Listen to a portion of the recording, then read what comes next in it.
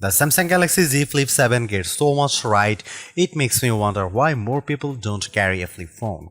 It has an amazing screen inside and a useful cover display that's truly edge to edge. I wish it had a better processor, and using Samsung's software can be a real drag, but this is still an excellent flip with capabilities competitors can't match, like Samsung's DeX. If you are curious, go check it out, slap it shut, and you will want to take it home.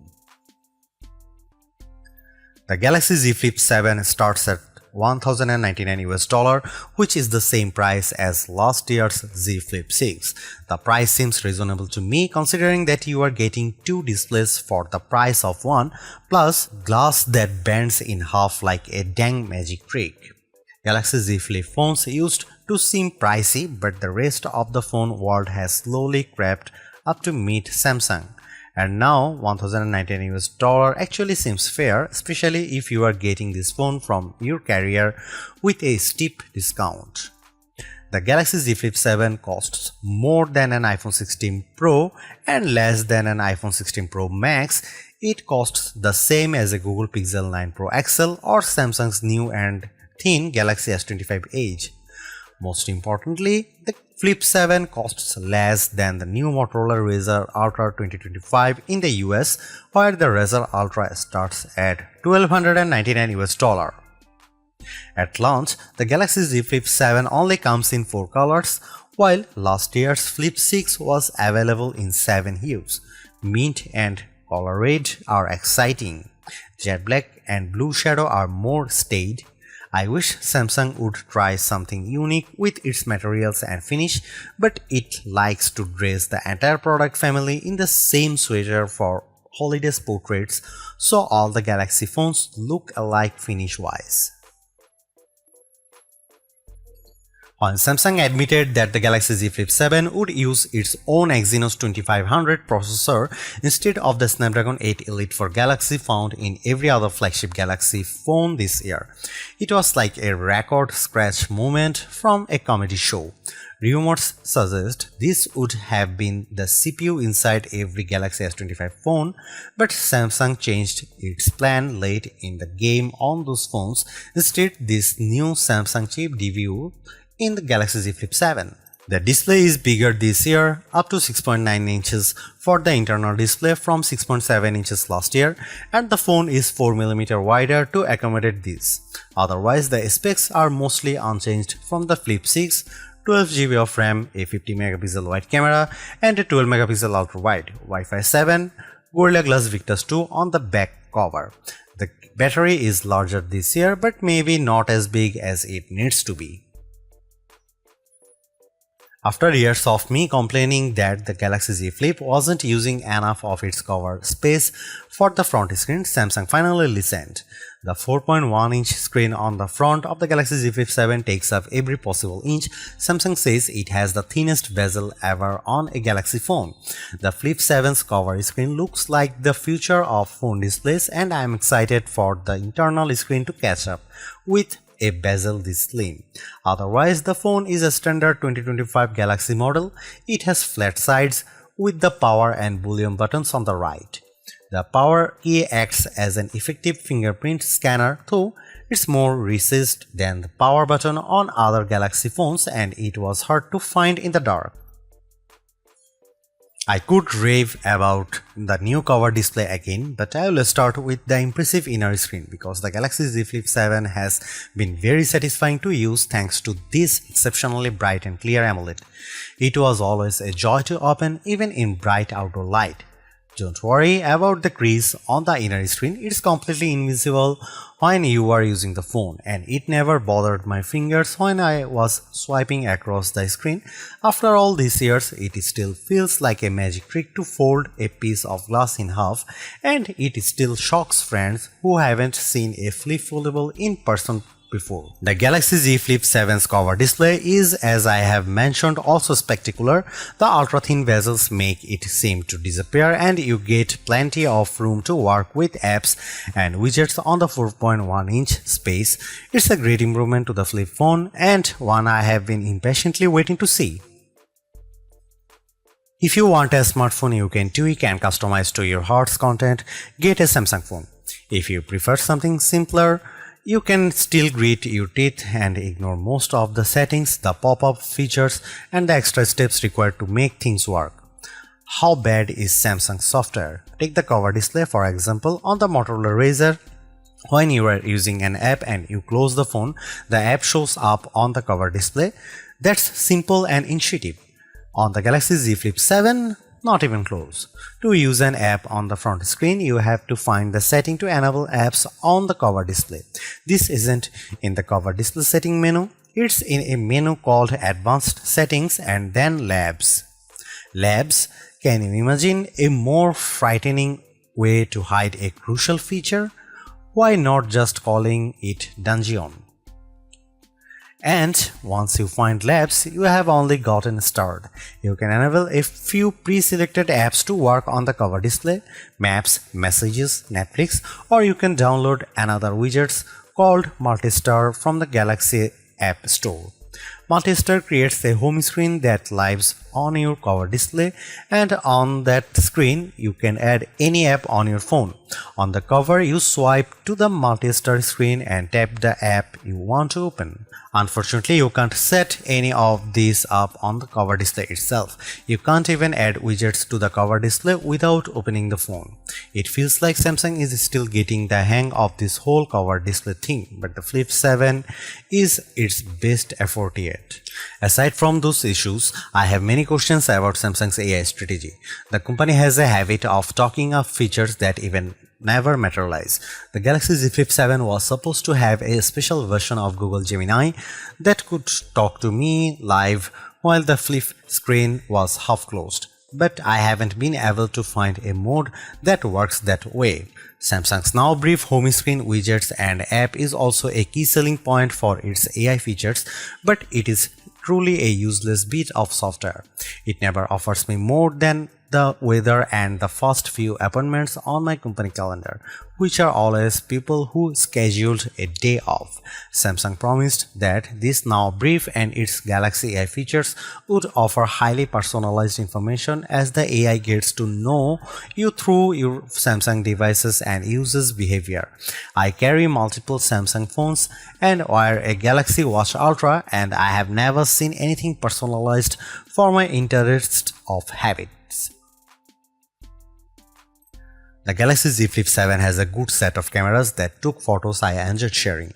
Images taken with Samsung cameras usually pop with bright colors and a highly sharpened look, but I have noticed on the last couple of phones that Samsung has been toning down this artificial look for a more natural photography style closer to what the iPhone produces. I am all for it. Don't worry, Samsung fans, you still get photos that look great, especially if you opt for Samsung's specialized modes. Samsung's portrait mode is probably the best on any smartphone. It isolated my subject neatly and blurred the background for a gorgeous look. Samsung's food mode is by far the best camera phone mode for taking food photos. I reach for my Galaxy phone whenever I bake something tasty and I want to share it. Samsung's AI editing features are also the best I have used on any smartphone. When you cut an unwanted person or object out of your photo, the Galaxy Z Flip 7 does a perfect job of filling in the gaps. If there are floors, board, or vertical blinds behind them, it fills these in seamlessly. Of course, the Galaxy Z Flip 7's coolest camera trick is letting you use the cover display as your viewfinder for photos. You can take selfies at the full 50MP resolution when you point the main camera at yourself and use the cover display. You can also set the phone in an interesting position, way down low or hanging from up high, and then take shots with voice commands or by signaling the camera with a wave. My only complaint is that lack of a real zoom lens. I have a kid who plays sport and the digital zoom isn't good enough to capture him on the field. If you take photos from far away often, you will miss the lack of real zoom. Maybe Samsung should try a zoom camera instead of an ultra-wide on the Flip 8. Here are some camera samples of the Samsung Galaxy Z Flip 7.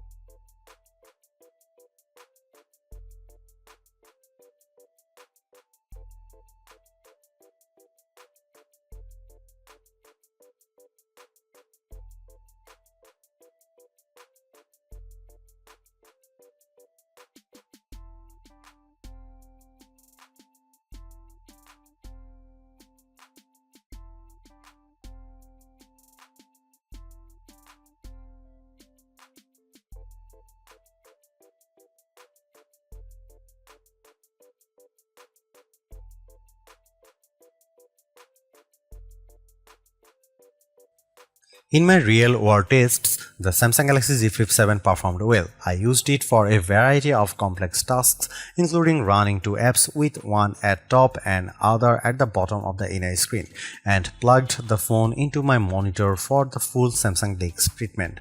I like Samsung DeX because I have all of my work accounts for email, Slack and Google Drive on my phone, so when I use my phone I don't need to log in again as I do when I use my laptop.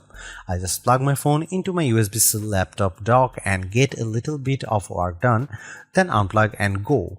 Samsung Z Flip 7 was great at this, and I'm happy to see DeX on the Flip 7 after missing it on last year's Flip 6. That said, in benchmark tests, it's clear that the Samsung Exynos 2500 lags behind the Qualcomm Snapdragon 8 Elite, and it's a shame that the Flip 7 and Galaxy Z Fold 7 run on different platforms. In our lab tests, the Exynos 2500 did not beat the Galaxy S25's Snapdragon 8 Elite for Galaxy platform in a single test. Not processor speed, graphics performance, web browsing, AI and machine learning tests, nor any other benchmark we run. In every way, the Exynos 2500 is inferior to the Snapdragon 8 Elite. Worst of all may be the chip's power consumption, which I'll get into the next section. Samsung isn't doing itself any favors by ditching one of the best mobile platforms I have ever used, the Snapdragon 8 Elite, and I hope it doesn't ever make the same mistake again. The Galaxy Z Flip 7 usually lasted a full day in my testing unless I used it extensively for taking and editing photos or playing games. On camera testing days, I needed to charge up to keep it going until bedtime. It could have been worse, but I wonder if the cover display makes a difference. After all, there were plenty of times when I used the cover when I might have used the full screen on a normal phone, and the inner screen certainly draws more power than the half-sized cover display. The reason I was pessimistic about the battery life was the Galaxy Z Flip 7's poor showing in our lab battery testing. The Flip 7 has a batteries that 300 mAh larger than the cell in the Galaxy Z Flip 6, but it only delivers about 90 minutes more runtime in our rundown tests. Compare that to the Motorola Razr Ultra, which uses the Qualcomm Snapdragon 8 Elite chipset. The Razr Ultra has a battery that's 400 mAh larger than the Galaxy Z Flip 7's, but in our tests, it lasted almost 6.5 hours longer than the Galaxy Z Flip 7. The Z Flip 7 died in just under 12.5 hours in our tests, while the Razr Ultra lasted almost 19 hours. I have to assume that Snapdragon is sipping power compared to Samsung's Exynos chip, and that's why the Razr Ultra lasts so much longer with only a slightly larger battery. Motorola's displays are just as bright and actually pack more pixels, which means they would draw more power. If it isn't the display saving electricity, it must be the chipset. In the end, while not absolutely perfect, the Galaxy Z Flip 7 represents a major step forward for Samsung's pocket-sized foldable series. The compromises are smaller to the point where they are easy to ignore. It's a great all-rounder, has a much better covered screen, better camera performance, and an internal screen that's not too narrow. I really like it. You could argue that Motorola Razr 60 Ultra makes better use of the cover screen, and I'd agree with that assessment, but with the build quality, display quality, software optimizations, and improved cameras, the Galaxy Z Flip 7 is much closer to competing with Motorola's Super Clamshell. And in some ways, it's actually better. This is a wonderful phone and one that's a joy to use.